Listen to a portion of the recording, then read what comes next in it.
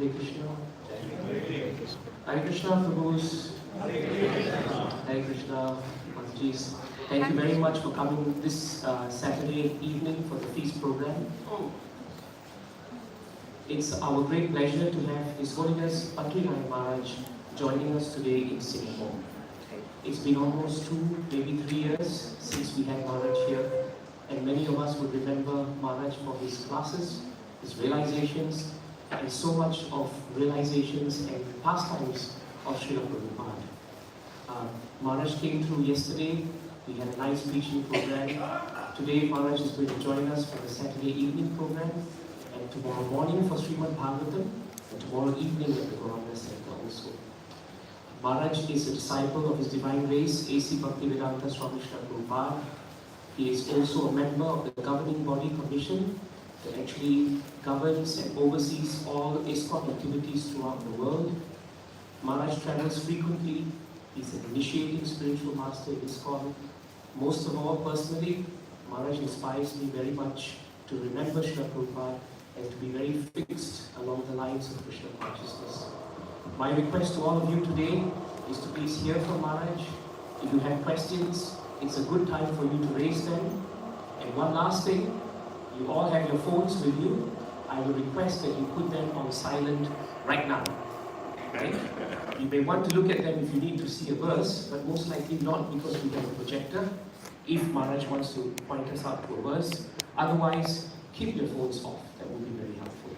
Thank you very much. Can we all invite Maharaj and greet Maharaj with 3 loud Haribol. Haribol! Haribol! Haribol! I'm wondering if the men and the ladies could move closer. I don't bite. I'm a vegetarian. I growl sometimes, but move closer. Because I tell you, the further you are away, the less attention. I've seen people sitting and they're in the back. I thought one man had a hearing aid. He was listening to a soccer game. So, move up. Move up. Pretend you're on an Indian bus. Plenty of room. Now, do we have a pair of car tools? Do we have a smaller pair of car tools? Oh, big young man. Hey, look at that. Do you always carry a pair of car tools in your pocket? Good boy. Thank you. Prabhupada used the car tools one time as a weapon.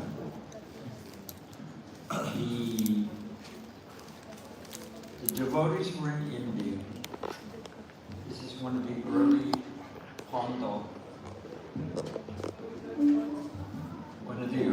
Pandal programs, probably 1972. And the man who had rented the Pandal stage and the Pandal tent was a cheater.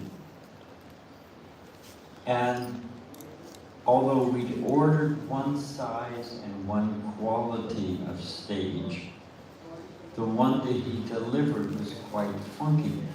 Or as they say, funky as they say in America, but, inferior. Somebody's talking, something going on. Of an inferior quality. So when the devotees got up to dance, during kirtan, the man was afraid the stage was going to collapse because he sold us a cheap stage. So the man was trying to get the devotees to stop dancing. So he was by the side of the stage. You've got the side of the stage, you've got the stage, the man is standing here, and he grabbed onto one of the Mataji's sari. And he was thinking if he gets her to sit down, the others will sit down. So she's a young girl. She's chanting along with the kirtan party. This man is yanking on her sari, you can imagine. All the other devotees were off in blissful dreamland, didn't notice what's happening. This girl is looking for relief. All of a sudden, Prabhupada, who didn't miss a thing, his kartals were not joined like this. They were each with an independent string. He thought, nobody else noticed what's happening. Prabhupada took his kartals, bam! Hit the guy right in the chest. And he just let the girl go and sat down, So Prabhupada, the devotee said, it looked like it was a Sudarshan chakra that Prabhupada had sent to defend his Vaishnavis. So Prabhupada didn't miss a thing. It's a very nice Gaurda tie in the back. Very beautiful. And your Jagannath is very majestic. Now, can you follow me in the key of Z? We'll find out, won't we? Jaya Madhava Kundavihari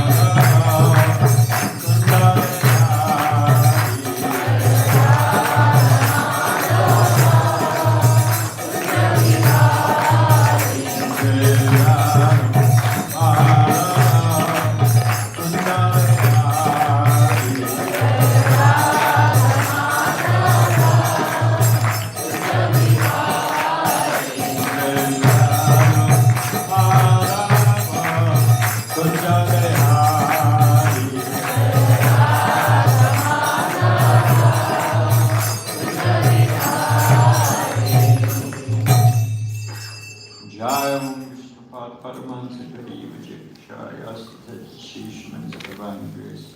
Vaicharan Bhakti Vedanta Swami Maharaj. Srila Prabhupada Ki. Kandi Biti Founder Charya Jagaguru. Srila Prabhupada Ki. Ananta Kota Vaishnava Ki. Nam Charshal Haridas Thakur Ki. Prem Shikoho Shri Krishna Chaitanya Prabhu Nityananda.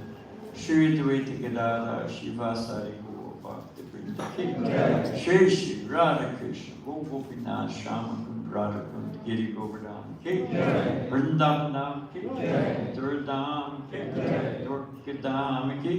Navadidam Ki. Jumanamai Ki. Gangamai Ki. Tulsi Maharani Ki.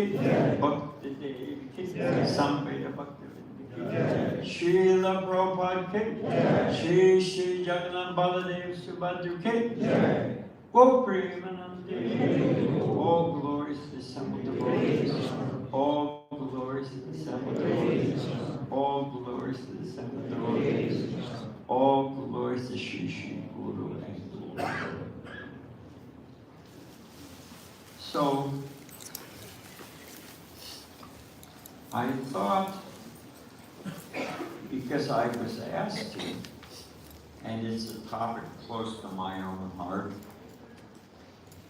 and because the verse we read yesterday at the program yesterday was about. Now, are you the sound man?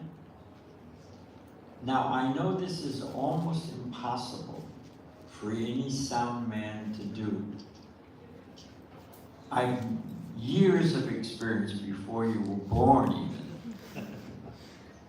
Set the volume level and walk away. Walk away. Don't touch. We'll be all right. Thank you. So, Arjuna asks, how do you know someone who's fixed in transcendence? How do they walk? How do they sit? How do they speak? So, and we have to deal with this world. The fact of the matter is, we're in it. It's all around us. And we have to interact with people and things and situations. So how to deal with this world? Krishna says in the Gita about the lotus, it grows in an unclean place, but it rises, above it. So how does one practically exist in this world? What is, they have a saying in America, what is that wheezing sound? Is that the fan system? We have a heating system in New Vrindavan. Sounds like a dying lady playing harmonium. So in other words, I was just curious what it was. So, how to do it? How to be Krishna conscious? Practically. So Prabhupada, the point I'm trying to make is I was asked to speak about Srila Prabhupada, some Prabhupada pastimes. Of course, I travel so much I kind of forget what I said where, but I think I have some new recollections and memories of Srila Prabhupada, because Prabhupada was the most practical person in the world I'd ever met.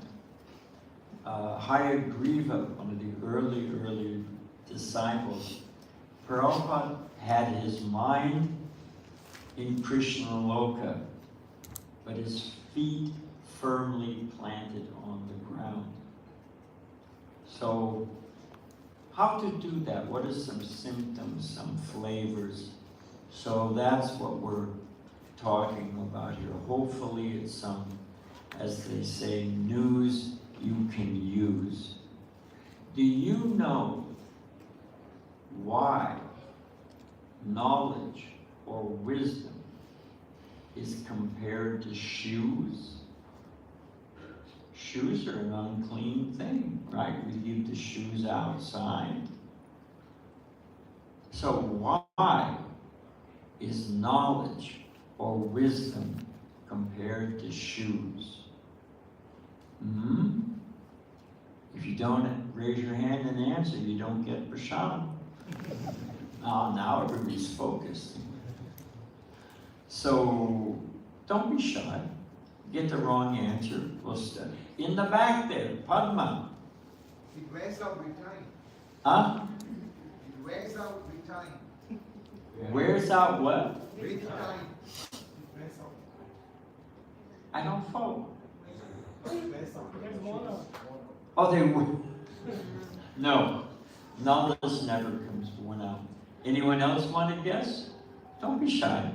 Yes, sir. Because it can take you to places, knowledge. It can take you to places. You're getting close. If I walk, here's a big hint. If I walk barefoot, is there a problem? It protects you. Huh? It protects you. Okay, we're getting there. It protects you, rocks, sticks, stones. It makes the path easier to traverse. If you have shoes, you're barefoot, rocks, sticks, so many things, go on Parligram, you'll immediately understand. But if you have shoes, you can walk on a rocky path and it protects you and helps you travel. So through life, anyone who's old enough, I'm 73 years old. I've been hit by a motorcycle. I've been hit by a bus. If there's a lightning storm, do not stand next to me because it'll hit me for sure. So, you live through life and so many, it's not easy. Kids think, oh, you're happy, happy, happy. But transcendental wisdom actually helps cushion and help us traverse the path of life. So hopefully by seeing how Prabhupada dealt with things, it'll help you deal with difficulties in life, which are inevitable. It's the nature of the place. So, without further, now, this is when I ask, how long do we go till? And everyone politely says, oh, Swami, as long as you want, which they don't really mean.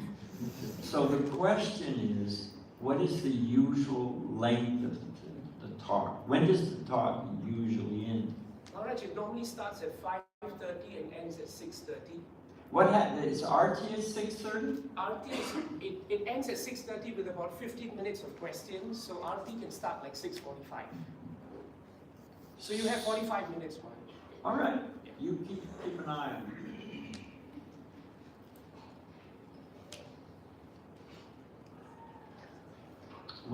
I had my conception. I'm 17 years old, raised in the West, and there were so many so-called sadhus coming from India, I remember there was a J. Krishnamurti, and he was speaking, and he was saying it's all beyond words, and it's all beyond books. So I raised my hand. I was 17 years old. I was with my brother.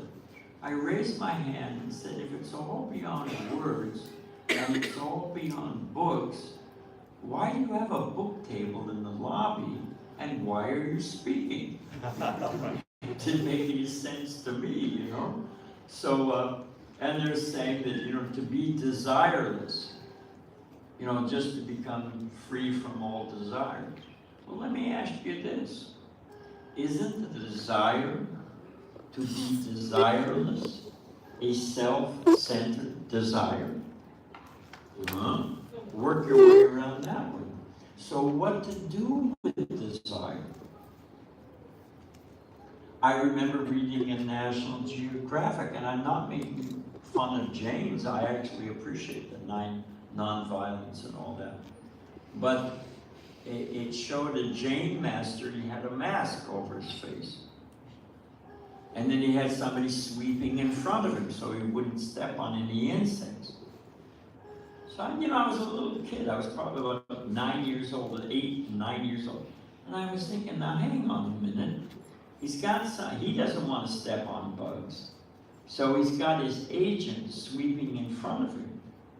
But isn't his agent on his behalf who's sweeping in front of him? But isn't the agent sweeping on bugs? So you'd have to have another person sweeping in front of the guy sweeping. Well, then he's just stepping on it. Then you got to get it. And I was, my little kid's brain, I was thinking, well, unless you just went in a circle, there's no way that you could not step on. So it doesn't make any sense. So I was, I became a little more sophisticated in my thought.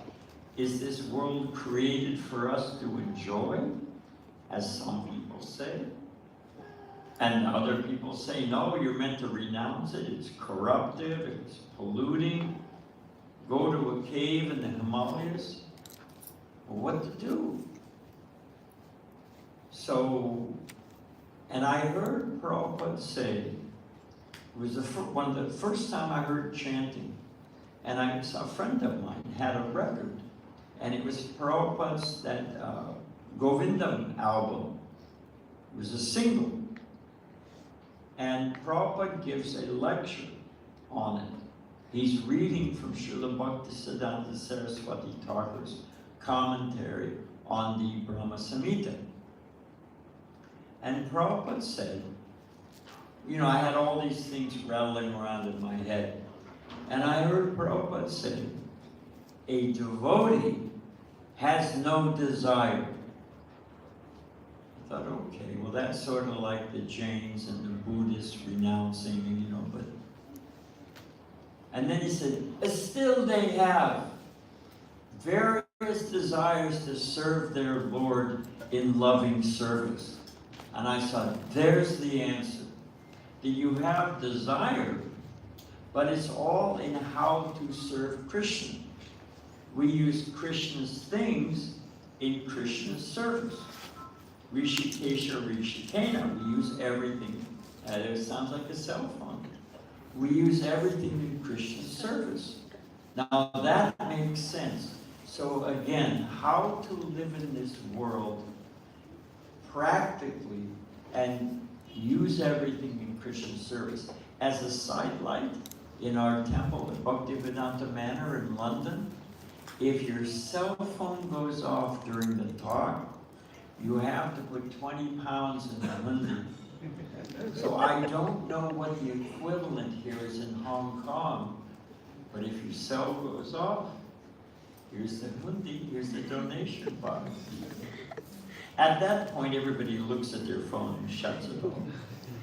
But anyway, so I had my concepts of what it meant to be a sadhu or a saintly person.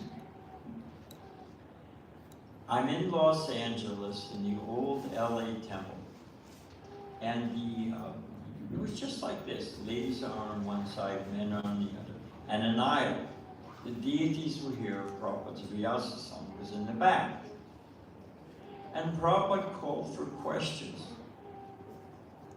And all of a sudden, this huge, hulking, homeless beast stood up.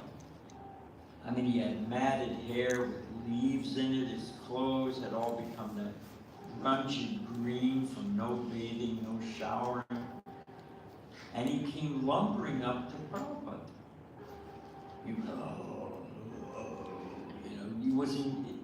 You couldn't understand what he was saying, but obviously of ill intent. And he got from me to you, from Prabhupada. Everybody was stunned. Nobody moved. I was a guest. I was just watching the show. And when he got about this far, Prabhupada said, "Stop!" And you could feel the force. The guy literally stopped. And then Prabhupada turned to Brahmananda. You know big Brahmananda? Prabhupada's disciple, big size Brahmananda. He used to eat off a pizza tray. It's true. He was a big guy. So he's sitting here. So Prabhupada, stop! The guy froze. Prabhupada said, do you see this man? And he pointed to Brahmananda. And it was just like the movies. Whoosh! Everybody looked at Brahmananda. Prabhupada said, if I tell him to, he will kill you. And the guy just sat down, and Prabhupada went on with his lecture like nothing had happened. Oh, that's far out. And if you think about it, if the devotees had jumped him, it would have been a huge fight, somebody would have been hurt, and Prabhupada just handled it perfectly. The guy just sat. I mean, later on, they escorted him out, and I was thinking, this person, because I was expecting, I don't know what the guy go into, the so-called yogi go into trance or something, but this is not an ordinary person, Srila Prabhupada. And there's a famous picture, of course I don't know if it's famous now, but Ram Krishna had a picture of someone's offering him 10 rupees. All right, maybe in those days it was worth $1, I don't know what it is, 10 cents now. And and Ramakrishna's going like this. Prabhupada said they can take a picture of me raking it in, because wherever Prabhupada traveled, whether Prabhupada was behind a little metal trunk in 26 Avenue, or whether we were staying in the Juhu temple when it opened, it was the same arrangement. Prabhupada had a little low desk, had a little sitting place. He took enough prasadam that you could put in your hand. So he didn't change. So Prabhupada, but he used so many. Prabhupada said, my father told me that Krishna has 100 hands. And Krishna can take with his 100 hands, and he can give with his 100 hands. And Prabhupada said that when Prabhupada took sannyas, he's alone. He was preaching in Delhi. He used to pass out his Back to Godhead magazine. Prabhupada passed out on us from sunstroke in the summer in Delhi, passing out Back to Godhead, trying to sell them. And he was gored by a bull when he was in Vrindavan. He had to drag himself back. So Prabhupada said, now I could understand Krishna's taken everything away, with his 100 hands. And then Prabhupada said they asked him, Prabhupada said, I heard him say it. He said, some of my brothers went to England. Somebody asked Prabhupada, why did you come to America? Prabhupada said, well, some of my godbrothers went to London and they failed. Another one of my godbrothers went to Germany and he failed. Another godbrother went to Sweden and he failed. Prabhupada said, so I thought, at least let me go to America and fail in a new place. But the fact of the matter is, and I probably told this before, but I can't remember. A man named Tarun Kanti Ghosh, I'm looking at the time, his grandfather or great-grandfather was initiated by Srila Bhaktivinoda Thakur. He'd come in a noble line. And he'd been to see some yogi who made a nice German apple. Like, who is that guy who makes ash? He's not around anymore. Yeah, Sai Baba. Or a little plastic something. They caught him on film. It's just sleight of hand like a magician. But let's give this guy credit. let's say this yogi that Tarun Kanti Ghosh saw had actually had some mystic powers. And actually made Property City, had made a nice German apple. He had a chart around, nothing up his sleeve, just a gumshoe. And Tarun Kanti Ghosh kept going on and on and on about, oh, there was no apple, and he made an apple, and he had his hand out, and it was apple, apple, apple. That's all he could think about. And Prabhupada was trying to, give him a little Krishna consciousness. The guy couldn't hear anything else. So in his role as a teacher, Prabhupada was humility personified.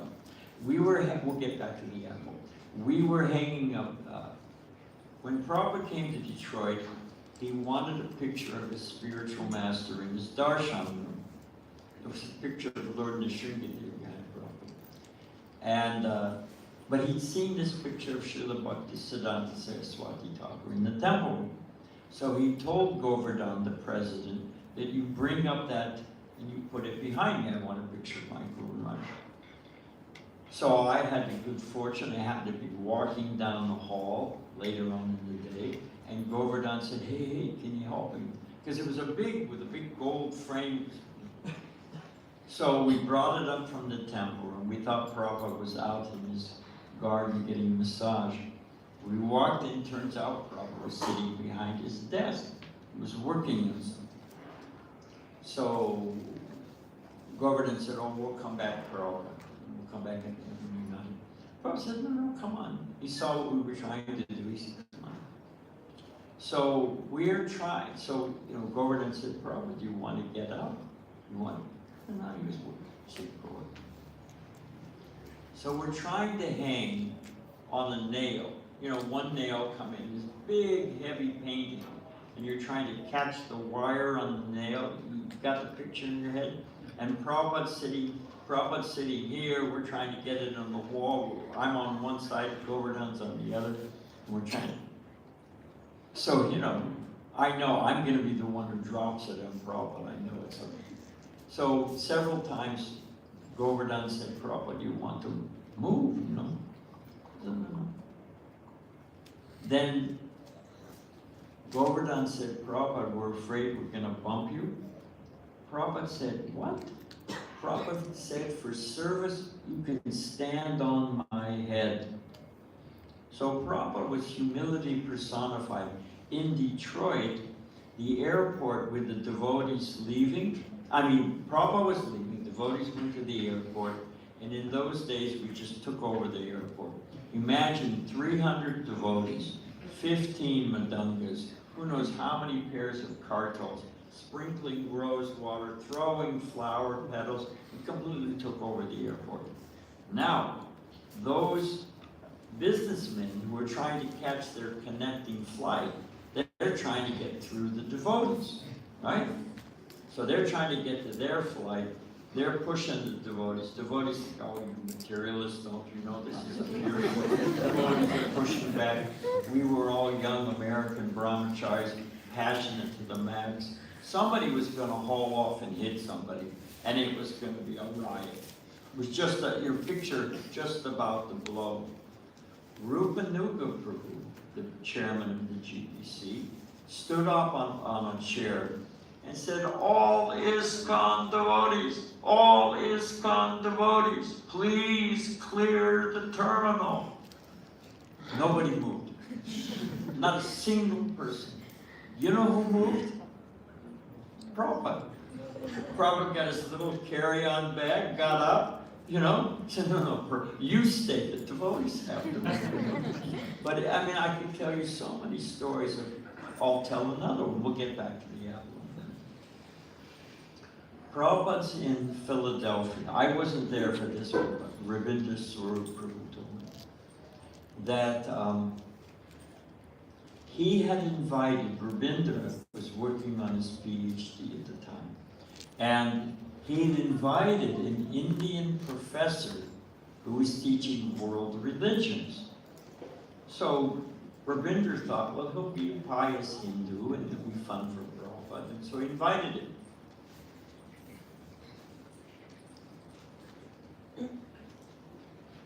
Turns out, The guy was a fundamentalist Christian. Now, there's many good Christians, we can learn from them so many things. But this guy was, you can understand.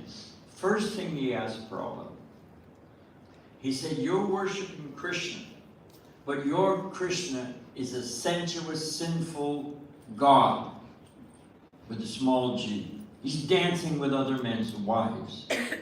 No, right off the bat, Krishna's dancing with the gopis.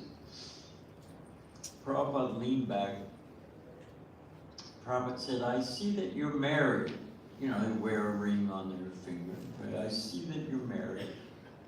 He said, the real question is, Krishna's the only Purusha. He's the only predominator. He's the only enjoyer. Everyone else is greedy. Everything else is meant to be enjoyed by Krishna. So the real question, sir, is what are you doing with one of Krishna's gopis?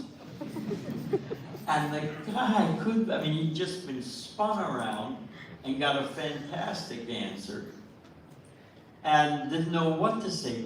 And he actually blew out and started swearing. 4-letter words at Srila Prabhupada. Big Brahmananda at that point said, I think you better leave, sir. And literally grabbed him by the collar and the pants and gave him a heave-ho, So we were a little more blunt in those days. But afterwards, the devotees were asking Prabhupada, what will happen to this man? Swearing 4-letter words at a pure devotee of Krishna? Is he going to have to drink boiling ghee? Is he going to be wandering in the Himalayas like Ashwatthama? What's going to happen to this guy? And everybody offered their, different flavor of hellish torture this man was going to have to go through to be, remedied. And it finally came to Prabhupada. You know what Prabhupada said? Prabhupada said, all the other options everybody had offered, horrific. Prabhupada said, well, we could forgive him. No one had thought of that. Prabhupada said, I must have offended him in a previous life, and this life he's come to take his revenge. That's how Prabhupada saw it. So Prabhupada was humility personified. I could go on and on and on, but I want to get back to the apple. So this man is so impressed that this yogi had made an apple. And he couldn't hear anything else, he couldn't move on. Prabhupada, in his duty as a teacher, Prabhupada said, I came to America, this is Prabhupada speaking now, with nothing. He had 40 rupees, which you couldn't even convert. They wouldn't even, you couldn't do anything with it. You couldn't even take it to the bank and exchange it for dollars.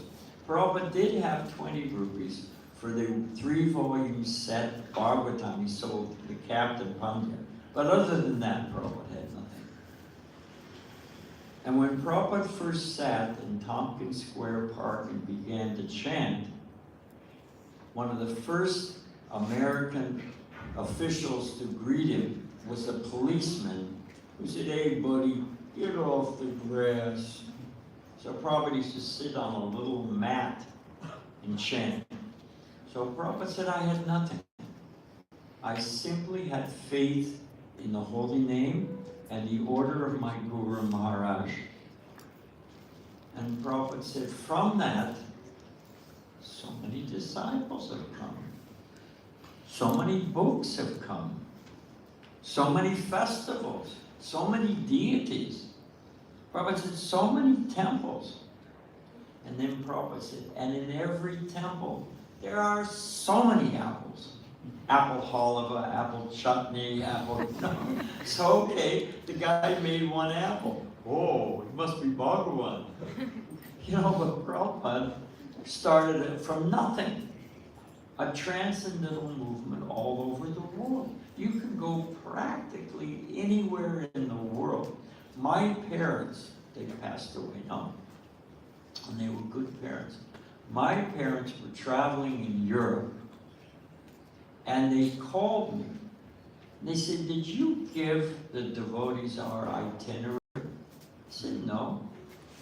They said, "We were in the Black Forest in Germany, parked our car at a rest stop. Devotee came and tried to distribute books to them." I said, "No, we've already got it." No. They're in Paris. The devotees are having Harinam.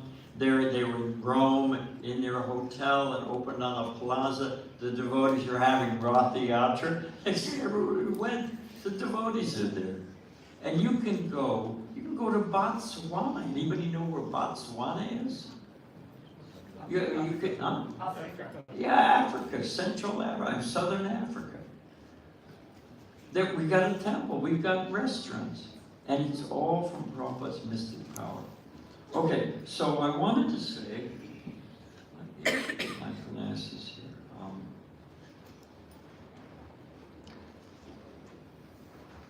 Oh, here was a fantastic. Prabhupada was so sharp. And this is clear intelligence. If you're just fixed on Krishna's lotus feet, was it Vyavasayatmika Buddhi, fixed in that Ekaha Kurunandana? Diverse, your mind is all over the place. Devotees have fixed intelligence. I'm not picking on Christians, but there was a priest who came, and basically what he said is, "Hey, we got it covered here in America. We're preaching love of God. Go back to India." He said to Prabhupada, "Why is the death rate so high in India?" Prabhupada said, "Death rate's the same everywhere, 100%. You know, he probably wasn't impressed. But so he said, "Why don't you go back to India? We got it covered here. Go back to India." So Prabhupada asked him, "Do you agree that man is suffering, people are suffering?" And the priest said, "Yes." Prabhupada said, "Okay, why are they suffering?" And the priest said, "Because they're separate from God." And the priest, that was his end, because they're separate from God. Prabhupada asked, "What is separating them from God?" And the priest said, "Sin." Prabhupada slammed his hand on the desk and said, "That is my point. That is the difference. We are teaching how to live a sinless life." Their idea is that,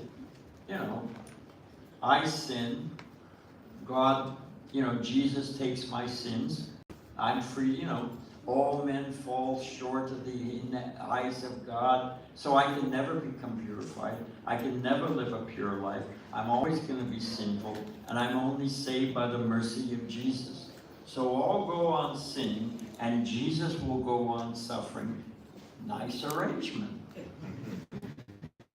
But Prabhupada said, "No, we are teaching how to live a sinless life." And the man was impressed. It's a whole conversation. But he ultimately became quite changed, transformed. He became humble. And he actually opened up his heart. He said, "Prabhupada," or I think he called Prabhupada, "Your Grace." He said, "All we have are old ladies and old men, and mostly old ladies. And you've got so many young people. What's your secret?" Now, Prabhupada had been plying him with prasadam. Govardhan, our temple president, had arranged nice, gulab jamans and jalebis and malpura and so many, ladus, so many things. And the man, and Prabhupada was saying, take. So the man had taken a lot of prasadam. You'd seen it's had its effect on him. So he said, "All we have is old ladies and old women, and mostly old ladies. You have so many young people. What is your secret?" Prabhupada said, I understand you have one ceremony. You offer a dry wafer. Prabhupada's talking about, I don't know if you know Christian communion, but you take a little wafer and some grape juice or wine. It's supposed to be the blood and body of Christ. It's pretty dramatic, actually. So Prabhupada said, you have a service, and it's communion, you take communion, and you offer one wafer. Prabhupada said, I think you introduce these Bengali sweets, you'll have full attendance. And I was thinking, if I was a kid, I'd go to church if I got a gulab jamun out there, but I would have gone, otherwise, some dry wafer, I can get that at home. So, well, just for fun, and I told it before.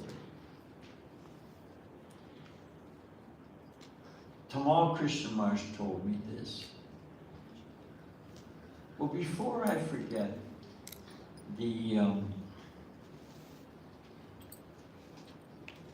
Prabhupada greeted, I'll say it, this is my response to Krishna West. And Srilananda Maharaj and I'm his younger brother, he's an older brother, we're friends, we've had this conversation before. So you digest this, this is my controversial moment. You can push the delete button, but Prabhupada, I heard him say that when Ban Maharaj, Ban Maharaj had been sent with a couple other brahmacharis, he was a sannyasi, to preach in London. And at great expense, Srila Bhaktisiddhanta Saraswati Thakur maintained them. And they didn't have much effect.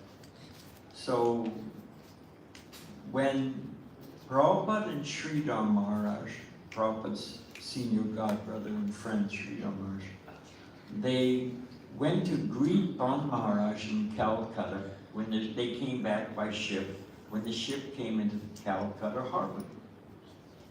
So Prabhupada and Sridhar Maharaj went to greet them.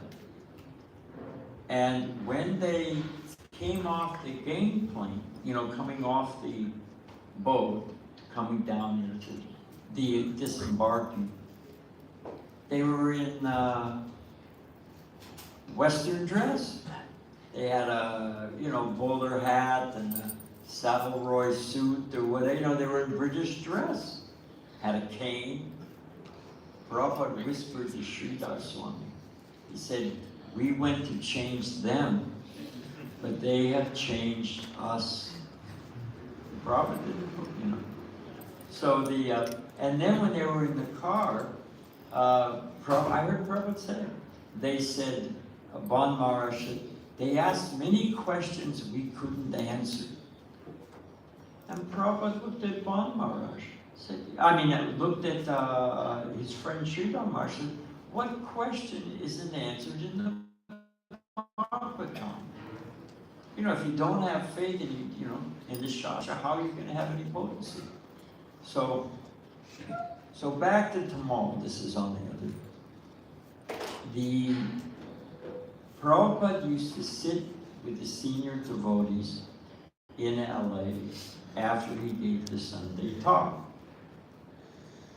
And, he would have visitors, temples, presidents from different temples nearby. They would come hear Prabhupada's talk on Sunday, sit with him, take prasada. It's a very sweet scene. So Prabhupada's sitting on a low raised seat. Tamal Krishna Maharaj is here. And next to him was Jai Gopal. Jai Gopal was a famous prasadam thief. I can tell you a few stories about him. He was a famous prasadam thief. So Prabhupada bit into a gulab jamun, and we're talking about a real gulab jamun, nice, juicy, succulent. So Prabhupada bit into it, then he put it on Tamal's plate, Tamal Krishna Maharaj's plate. So Tamal Krishna Maharaj, I sometimes say Tamal because out of affection, he's one of my heroes. So Tamal was transferring reverential. In those days, we knocked off 3-4 plates of prasadam before you could even distinguish shape and taste, We just blitz through it. So anyway, Tamal's reverentially transferring it to this plate, saving that gulab jamun. And he said he was looking at Prabhupada's ear, because Prabhupada was sitting here. And he was thinking, and you look at Prabhupada's, it's described in Nectar of Devotion, different, long fingers, straight nose, there's different, auspicious symptoms of a Mahabhagavad. And he was looking at Prabhupada's ear, and he was thinking, Prabhupada's ear is like a transcendental radar dish for catching Shabda Brahman, And then he was meditating on Prabhupada. He said, it looks like Buddha, nice long. You look at Prabhupada's very fine features. So while he was looking this way, meditating on Prabhupada's ear, the famous Prasadam thief, Jai Gopal, reached over, his glove jump. And Tamal reached over, grabbed Jai Gopal, and was going to whack him.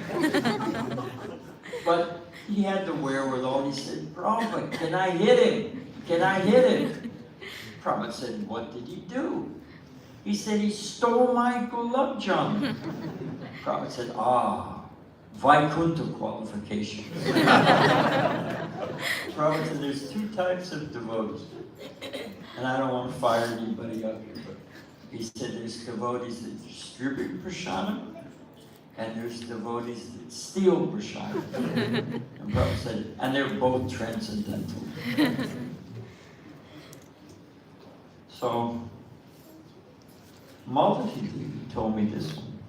Oh, you know what Prabhupada? Govardhan asked Prabhupada, Prabhupada, when you go before the deities, what do you pray for? Prabhupada said, I pray to Radharani that I won't fall down. Now this is Prabhupada. Took birth just to... Prabhupada actually told Bhavananda, and Bhavananda told me, that Prabhupada said, I did not want to go to this place. And I don't have time to tell it now. Prabhupada got the darshan of Rupa Goswami. And it's confirmed by several sources. And Rupa Goswami told Prabhupada, you just write these books. You write these books, you go to the West, and we will take care of everything else.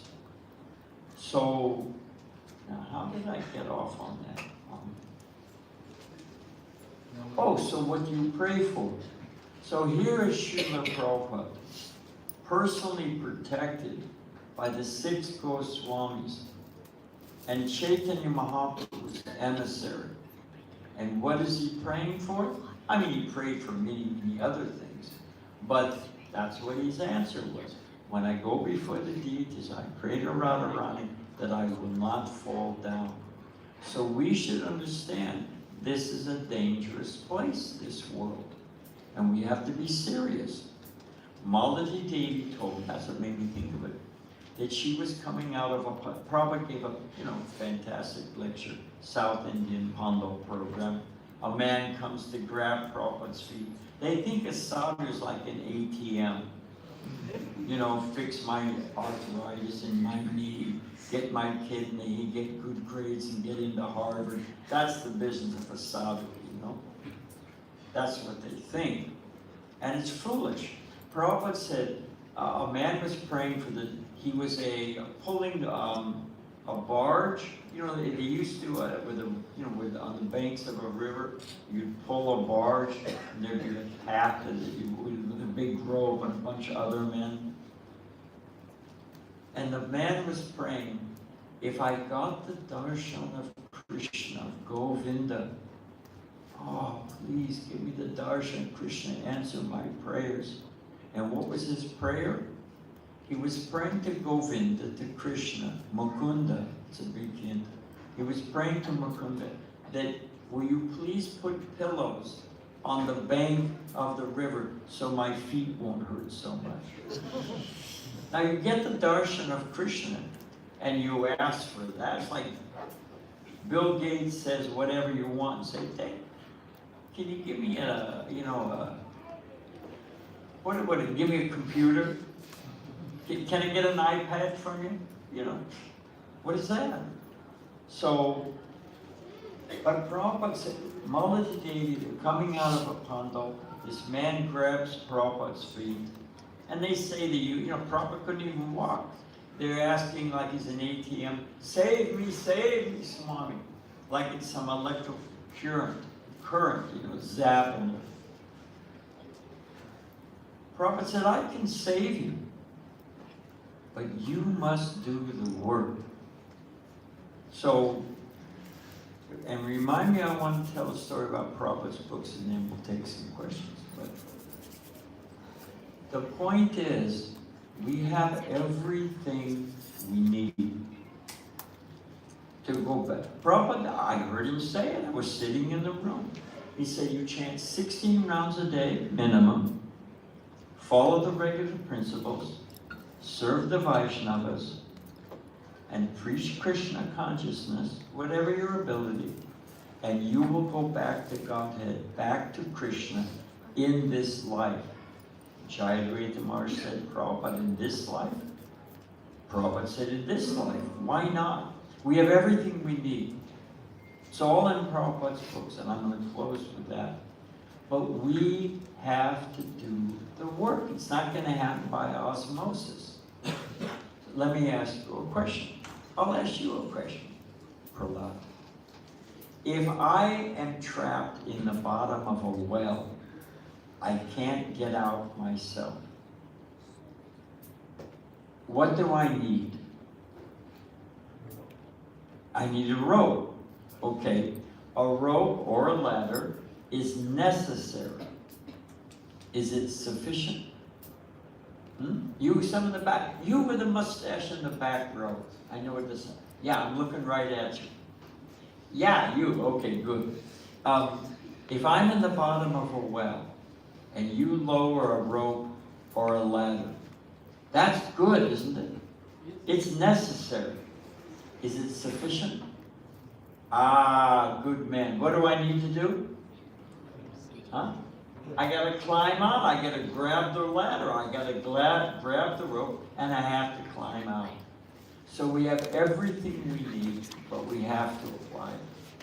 And I can tell you something else. I said it last night, and I was thinking about it the other day, that I'm trying to be a devotee as best as I can. 73, I met Prabhupada in 69. I moved into the temple as a brahmachari 70, and I got initiated 71. So you do the math, however long. That's it's over 50 years? No, not quite. What is it? 69 to, oh, whatever it is. It's a long time. And I can tell you, Krishna consciousness gets sweeter and sweeter, and Krishna gets more and more real. In London, Bhaktivedanta Manor, a man said, can you see God? Prabhupada said, that's not the real question. The question is, why can't you see God? God is all around us. Pure taste of water, light of the sun and the moon. Prabhupada said, you think you're sitting on the floor? I'm sitting in the hand of Krishna.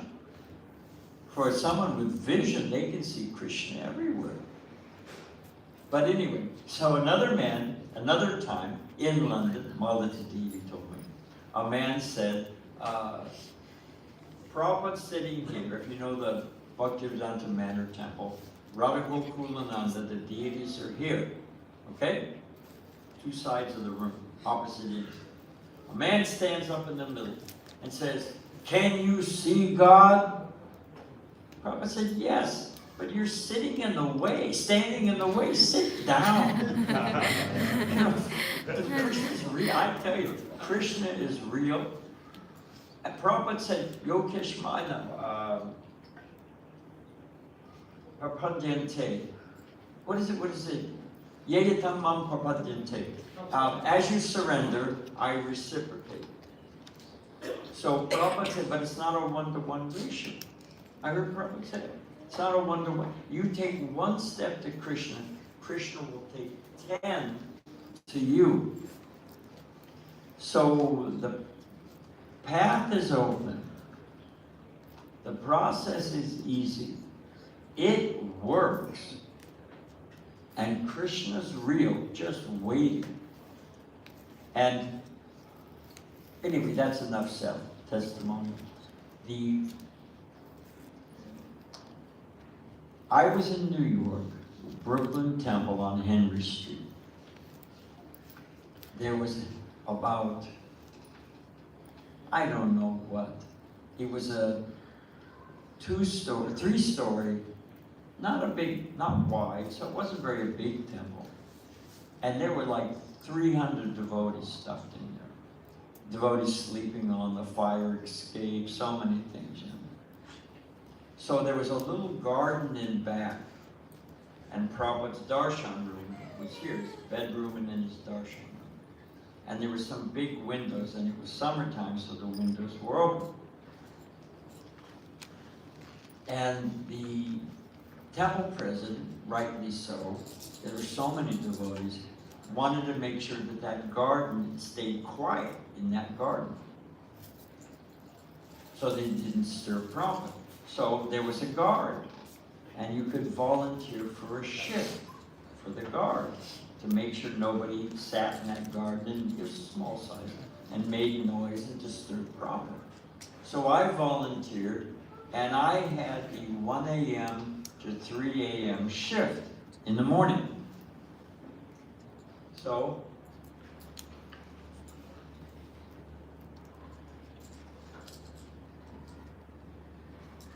about 1:30, I saw Prabhupada get up and on his soft pink lotus feet, pad into his study, you know, his darshan room and sit down behind his desk.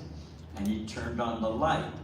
And you know when it's dark outside and it's light inside, you can see quite well, you know.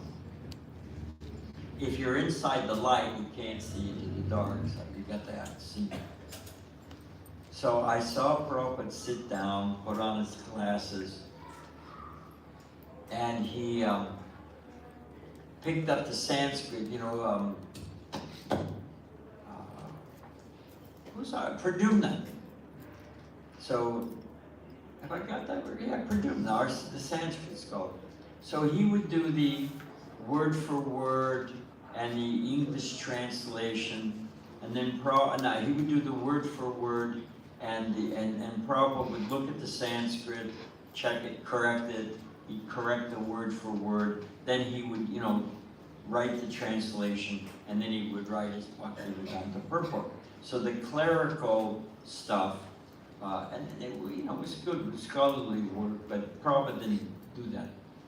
You know, so that way he could do the purports on a number of verses, save time.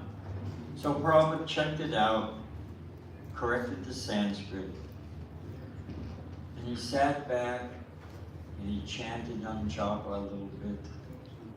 And he picked up his dictaphone, said a few things.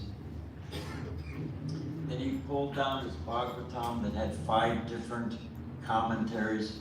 Srila Maharaj, Srila Swami, Vishnu Chakravarti Thakur, Srila Bhakti Vinod Thakur, Baladev Vidyabhushan, and I think Srila Bhakti Siddhanta Saraswati Thakur. So for each, Vishnu Chakravarti Thakur, I didn't say it. So 5 different commentaries for each verse. So Prabhupada would read that, then he'd turn on his dictaphone and say a little bit more. And I was thinking that here I am, here's Prabhupada pouring down into his mind. I mean, Prabhupada would pull down one of the, you know, Ishopanishad, or he'd pull down his Sanskrit dictionary, or he'd pull down Bhakti Rasamrita Sindhu. Prabhupada traveled with a trunk of books. You know, and all of that, Prabhupada would sit back and chant a little bit, then he'd say a little more in the purport, then he'd pull down another book, read it, chant, think about it. And I'm watching all this. I'm probably only here to you away from Prabhupada, actually. And I was thinking that I'm getting all of the acharyas are coming into Prabhupada's mind. And all the different shastras are coming into Prabhupada's mind. And he's pouring it through his, you know, translation into his Bhaktivedanta purports. And all I have to do is open them up. And I'm hearing from all the previous acharyas, I'm hearing from Rupa Goswami, I'm hearing all the different Puranas perfectly presented for modern time and circumstance. And all I've got to do is open the book. So you remember my mission was to keep things quiet? In my own little neophyte way, as I was thinking about this, well, how much mercy Prabhupada's giving, and how easy it is to take advantage, and what I'm actually getting, the priceless, timeless gift of Prabhupada's books, I went from Hare Krishna, I was going, Hare Krishna, Hare Krishna. Prabhupada took the glass of water on his desk, threw it out the window all over me. I was saying, no, Abhishekam. But, you know, it's like you throw a boot at a cat making noise. You know, hey, I'm working here, you know. So, but all we have to do is read Prabhupada's books and put them into practice. And we have nice, simple sadhana. It's so, Prabhupada used to chant 64 rounds a day as a householder. So take it, I'm an old man, I'm at the end of my life. And I can tell you, don't worry. At least get me to Myanmar, I'll be all right. But don't waste your life. This life goes by so fast.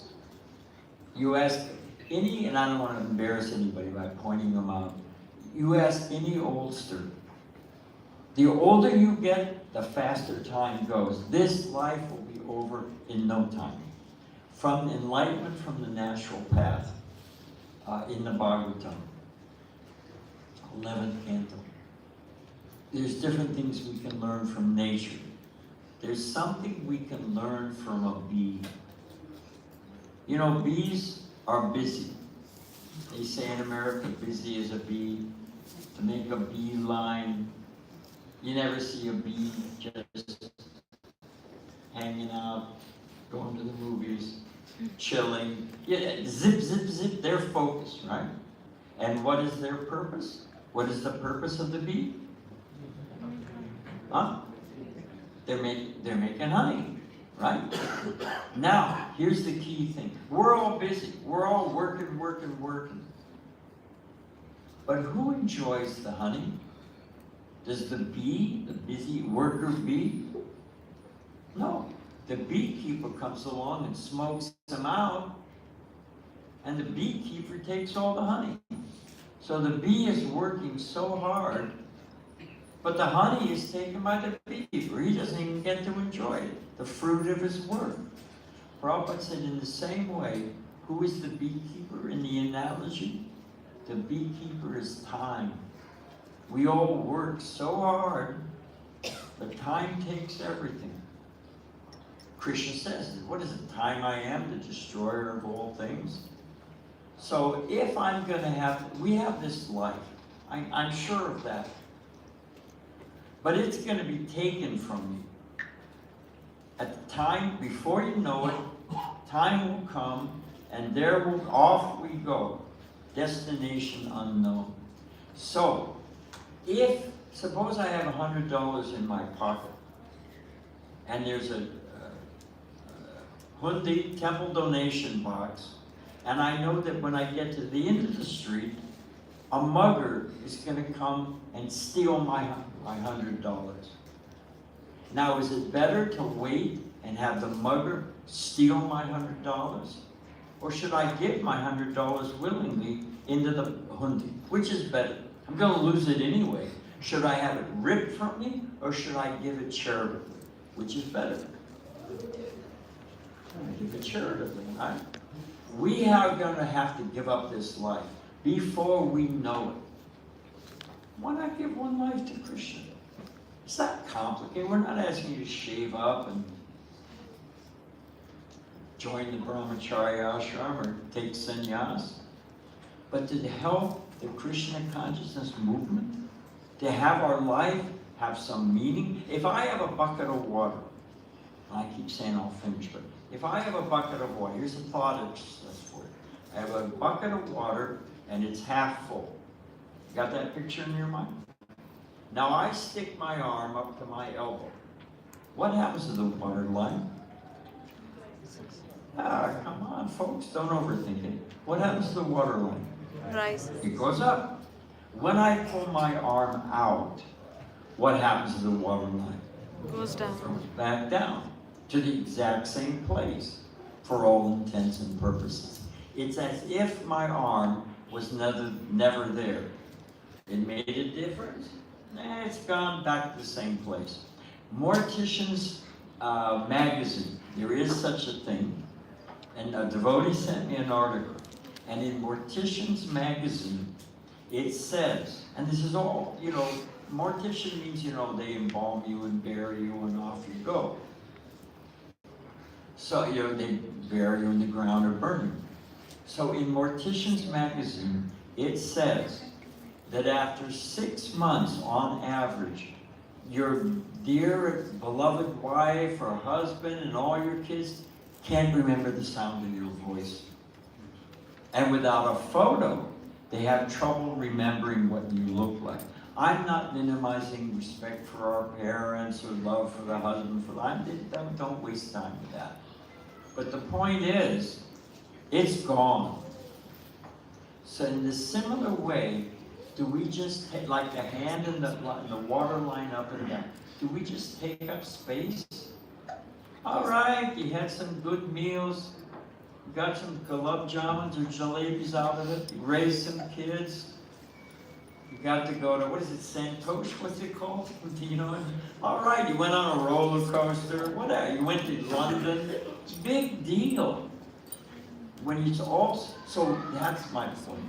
My point is, we have this life. Give one life to Krishna. It's true. Prabhupada's books contain the process, how to do it. It's not burdensome, it's fun. Wake up somebody else. Wake up your neighbor at 4 o'clock in the morning and say, do you want to come singing and dancing with me? They think they've lost your mind. They never, Prabhupada said, what is the opulence in the West? Singapore's an opulent place. Prabhupada said, they don't even have the opulence of 1 moment's peace of mind. That's opulence. Everybody's under pressure and anxiety. So please, I'm an old man, I'm on my way out, but I can guarantee you Krishna consciousness works, it's fun, and it's the greatest benediction for other people. You want to do good in the world, give them Krishna consciousness. Okay, we can finish there. Yeah, we're on time. We're not on time, but... We can take a question or two. All right, and I'll give a short answer, I promise. Now, this is when we ask for questions, and everybody thinks the person next to them will ask a question. And if we have a room full of people thinking the person next to them will surely ask a question, what happens? Nobody raises their hand. So we need one brave soul. And then as soon as I guarantee you, somebody asks a question, I go, I got a question. You're just cleaning your glasses. Okay, yes, please do, and make it a tough one. What's the point of having different lives? Like, if I die, I'm going to be reborn as something else. That was the point of having different lives. Very good question. Thank you very much. Maharaj, we couldn't hear the question. Oh, good. Where's The the mic? question is, what is the point of having different lives? Samsara. Just a random hit or miss, wham, wham, wham, again. What's the purpose? What's the benefit? Is that what your question? Yeah, perfect. Yeah. Let me ask you a question. I'll get your answer. Don't worry. I'm assuming that you're ambulatory. You can walk. Correct? When you get up, do you think, how does this work? 1 foot in front of the other? How does it? Do you think like that? Not really, no. No, not at all. Do you ever ride a bicycle? Sometimes, yes. Yeah, when you get on a bicycle, do you have to think it all over again? Not really, no. No. But are you consciously remembering? No. It's subliminal, accumulative knowledge. Each life, we take with us our mind, our intelligence, our false ego. We carry with us our desires. We are the summation of multiple, it's not lost. Krishna says in the Gita, you get a particular type of mind and senses, a particular type of body and senses centered around the mind. So it's in there. Why? In the same family. You can have identical twins. They just had a case in California of identical twins. And one twin was always successful, good grades, good job, smart. Everybody liked them. The other one was, was always in trouble, always had problems. The evil twin killed the good twin and assumed her life. It worked for about 6 months, and then she got caught. So, how did I get off on that? Oh, so you can have twins, same family, same, nurture and same nature, and they go in completely different directions. How do you get a Mozart who at 8 years old, 6 years old actually, is playing master piano? Where does that come from? They're picking up where they left off in the last life. So it stays with us and is cumulative. So it's not random. And each life is a lesson. You can go up, you can go down, so many things. But you carry with it, if you're very vain, if you're very proud, your next life you may be humbled again and again and again. And you learn to be humble. It's not just that you learn in this life. We are the cumulative, like an iceberg. You just see the tip and there's so much more. So we are the captains of our own fate. Everybody's exactly where they deserve to be. Does that answer your question? Like almost, doesn't the existence of different lives ruin the sanctity of one human life? Like if I don't follow that. If I'm going to be reborn, right, then doesn't that inherently make my life less valuable? Like let's say I'm not satisfied with my life, then what's the point in living? I can just be reborn or something better in the future. So just wait around and catch the next train? So Is that what you're saying? No, I'm trying to understand. No, it's a good question. Is it right? All right. I'm not a Hindu, right? But my core. I'm not a Hindu either. Really? No. What are you? I am a Sanatan Dharma. Right. I follow Sanatan Dharma. I follow the Vedas. You know that Hindu is not even in the Vedas? Hindu is a geographical term. It was used by the Muslim to designate those people on the other side of the Sindhu River. Sindhu River, those on the other side. But in Urdu, they had trouble with S, and it became Hindu. It's a geographical designation. It's like saying, I'm a Singaporean. Are you learning things there yet? Huh? I did not know that before. There's so many things you don't know. You don't read Prabhupada's books. Go ahead.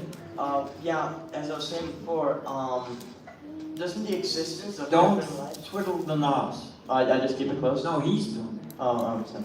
Oh, hands off? Okay, it's you. Okay. Doesn't the existence of different lives ruin the sanctity of one individual life? I see it completely differently. Really? How do you see it? I'm going to help you. Try to. And we should wrap up. You say, if I have multiple lives, who's whistling? Somebody's doing something. Oh, that's what it is. No, I don't think so. But anyway, you know better than me. If I've had so many lives, and it's true, we've been dogs, you have no idea. We've been dogs, we've been cats, we've been demigods, we've been all around the wheel of, there's 8,400,000 species. Is that right? 8,400,000 species of life. You've been up, down, black, white, male, female, you've been all over the ride. And each one has birth, death, disease, old age. Each one has miseries caused by other living entities, miseries caused by the body and the mind, caused by material nature or the demigods, Adidaivic, Adibhotic, Adiatmak. We have every life. Imagine being a dog and you're diseased. You can't go to the doctor. Imagine having, I don't mean scatological, but imagine being a hog and you got to eat stool. This world is not a fun place. And we've been around and around and around. So if in this one life, you can actually get out of this mess. There actually is a kingdom of God. There's a spiritual world. Why does the shadow of the hand have 5 fingers? Here's a big hint. Why does the shadow, say this is a shadow, and this is the hand, why does the shadow have 5 fingers? Don't overthink it, my friend. I don't know, does it have 5 fingers? Because the original object has, this is a reflection. This world is the shadow reflection of the kingdom of God. There's an eternal spiritual dimension that is our real home with Krishna, where we have an eternal body that is Sat Chit Ananda. That's where we belong.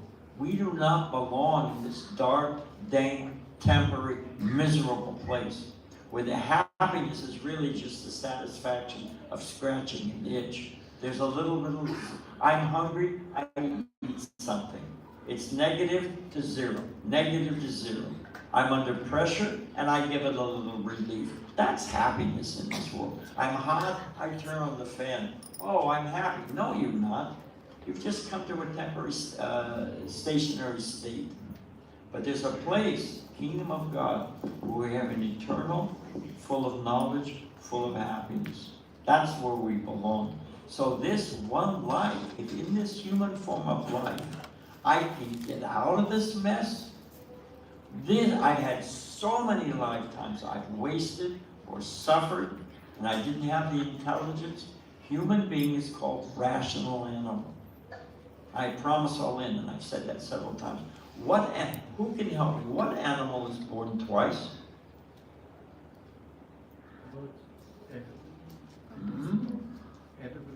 Butterfly. Caterpillar is good. I'm looking for something else.